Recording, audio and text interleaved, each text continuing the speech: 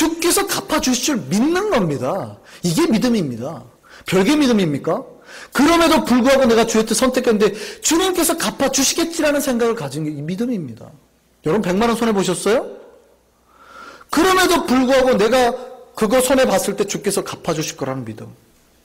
그 믿음대로 갚아주신다니까요. 세 번째요. 건강한 교회는요. 삶에 간증이 많은 교회입니다. 부부가 결혼했어요. 10년이 지났어요.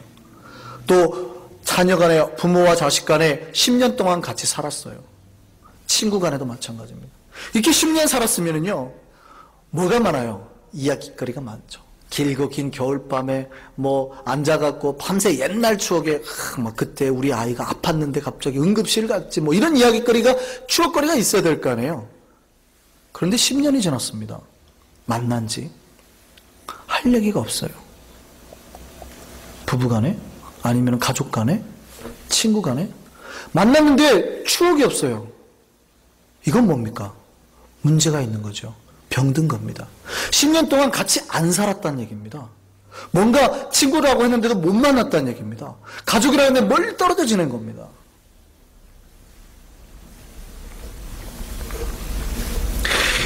예수를 믿고 예수님과 동행하고 예수님과 산다고 하는 거는요. 수많은 이야기거리가 믿음의 이야기거리가 여러분 안에 무궁무진해야 된다는 겁니다.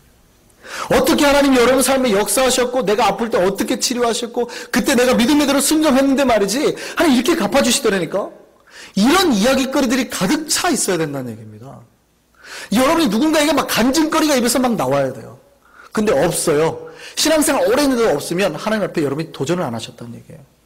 모험을 안 하셨다는 얘기예요. 안정적으로 내 욕심대로만 했지 주님께서 때로는 모험 주시거든요. 내 뜻대로 이거 순종해 할 때 안 했다는 얘기예요. 간증했다는 얘기는 이게 굉장히 불안한데도 불구하고 주님 말씀대로 따랐는데 야 갚아주시더라 이거거든요.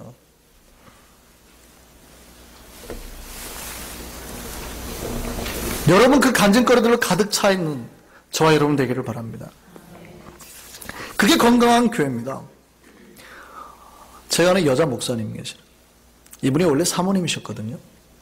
근데 이 남편 목사님이 원래 무슨 일을 하셨냐면 장애인 사역을 하셨습니다. 안에 따로 그 공간을 마련해서 굉장히 크게 하셨어요. 잘 하셨습니다. 너무 열정적으로 하셨고 그들과 거의 먹고 자고를 같이 하셨어요. 근데 어느 날 밤 이제 가족들이 갔습니다. 가족들이 가서 이제 가족들하고 좀 자려고. 근데 밤에 전화가 왔어요. 자다가 보일러가 꺼졌든지 좀 고장이 났나 봐요. 근데 이분이 나가려고 보니까 거의 새벽 비가 억수같이 왔답니다. 근데 그때 사모님 마음은 뭔가 불안한 거예요. 안 가면 안 되냐고. 아니 기다리라고. 금방 갔다 오겠다. 갔는데 못 돌아오셨어요. 빗길에 교통사고로 가다가 돌아가셨습니다. 어린아이 둘만 남겨놓고. 이분이 그때부터 사모님이 혼자 살기 위해서 무척 노력을 하셨습니다. 교회에서 목사가 죽으면요. 그렇게 가장 불쌍한 사람이 사모입니다. 아무것도 할 수 없잖아요. 혜택이나 뭐나 아무것도 없죠. 그분이 혼자 그렇게 살다가 나중에 깨닫습니다. 원래 이제 신학을 하셨으니까. 주님께서 나를 부르시는데 늦게 다시 신학을 하게 됐어요. 그리고 이제는 큰딸도 벌써 결혼했고요. 둘째 아들도 신학을 준비하고 있습니다. 이분이 목사님 되셨어요. 그래서 광주 서림교회에서 지금 부목사로 사역 잘 하고 계십니다. 우리의 인생의 삶이 뭡니까? 나에게 그때 그렇게 어렵게 하셨던 하나님이 어떻게 극복되어지고 어떻게 증거되어지고 어떻게 내 삶을 인도해 내셨는지 그 모든 순간순간에 역사하신 하나님과 함께했던 그 기억, 그게 바로 신앙인의 삶입니다. 우리 안에 이게 많아야 된다고요. 이것이 많은 교회가 건강한 교회입니다. 네 번째요. 건강한 교회는요. 이렇게 내 삶에 역사하신 예수를 증거하는 교회여야 되는 겁니다. 전해야 되는 교회여야 된다는 얘기입니다. 건강한 교회는요. 자기에게 나타나신 예수를 끊임없이 외치는 교회예요. 어떤 사람들이 예수님을 감추고 싶어하는 분들이 있죠. 그런 분들은 아직도 쾌락이나 즐거움을 좀 더 누리고 싶은 겁니다. 왜냐하면 내가 예수라는 사실을 딱 증거하는 순간 어떻게 해요? 내 활동 반경이 확 좁아지거든요. 내가 저 집을 가고 싶은데 주변 사람 다 내가 예수인 줄 알면 손가락질 할 거 아니에요. 그러니까 절대 예수라는 얘기를 안 하는 거죠. 예수를 믿는다는 얘기를. 어디다 가면 얘기하냐면 교인들에게만 주일날 예수 믿는다고 얘기하고 절대 나가서는 내가 예수 믿는 티를 절대 안 내고 사는 겁니다.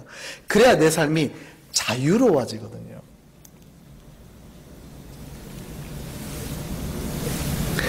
그러면 뭐가 안 돼요? 예수가 증거가 안 돼요. 전도를 못 해요. 그러니까 건강한 교회는요, 담대하게 전도할 수 있는 사람입니다. 나는 항상 당당해. 그리고 내가 믿는 예수님 이래하고 전할 수 있는 교회란 얘기예요. 오늘 본문에 사울이 등장합니다. 사울이 예수의 대적자였습니다. 이 사람이 대제사장의 공문을 들고요, 다메섹이란 지역으로 가는데요. 다메섹이 이스라엘 땅 아닙니다. 그러니까 요단강 갈릴리 호수 보통 아래쪽으로니까 위에요. 한참 위에요. 거기까지 회당에서 예수 믿는 사람이 있을까봐 그냥 대제사장들의 죽일 공문을 가지고 가는 겁니다. 얼마나 열심히 있는 사람인지 아시겠죠? 사울이 그렇게 막 가요. 가는 길에 누구를 만납니까?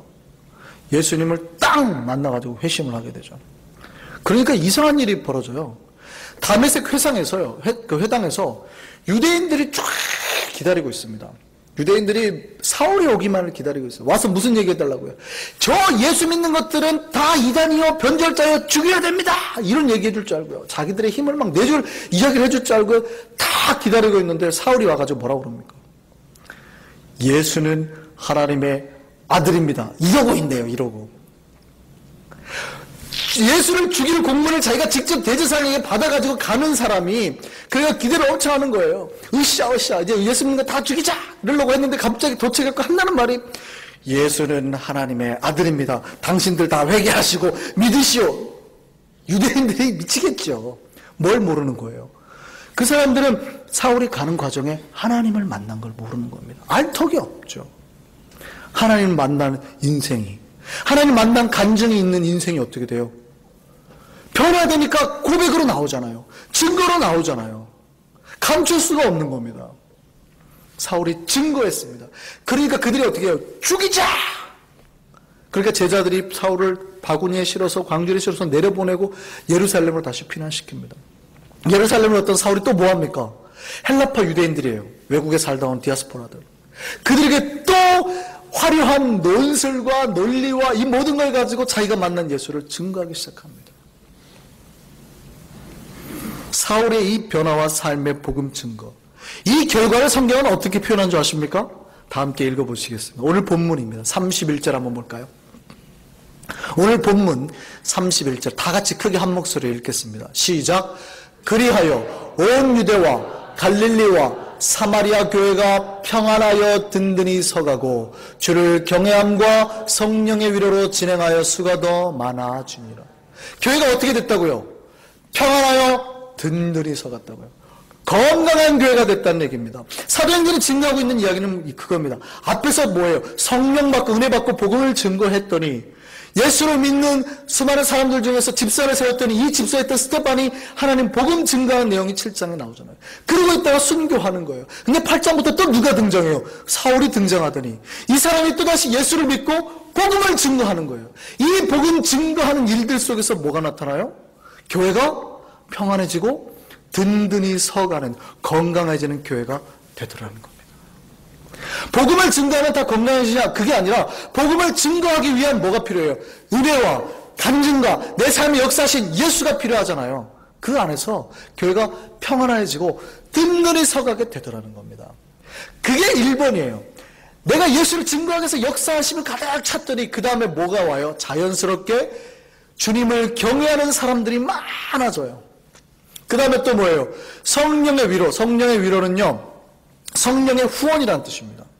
성령께서 후원해 주시고 역사하신 힘으로 교회가 더 그 수가 자연스럽게 성장하게 되더라. 저는 우리 교회가 이렇게 건강한 교회가 될 줄 믿습니다. 이렇게 됐으면 좋겠습니다. 저는 정말 우리 교회가 건강한 교회로 나아갔으면 좋겠습니다. 예수를 믿는 것에 대한 자신감, 신뢰가 가득 차 있는 교회가 되기를 바랍니다. 예수를 부끄러워하는 사람이 어떻게 예수를 증거합니까? 여러분 안에 예수가 충만하게 역사하길 바랍니다. 예수로 기준 삼는 교회가 되기를 바랍니다. 예수만이 여러분의 구주요, 여러분을 죽고 살릴 영원하신 주님이심을 고백하시는 교회가 되기를 바랍니다. 이 건강한 교회 속에 주님을 경외하는 사람도 많아지게 될 것이고요, 성령님의 후원으로 교회 수도 많아지게 될 겁니다. 우리 교회가 건강한 교회 될 줄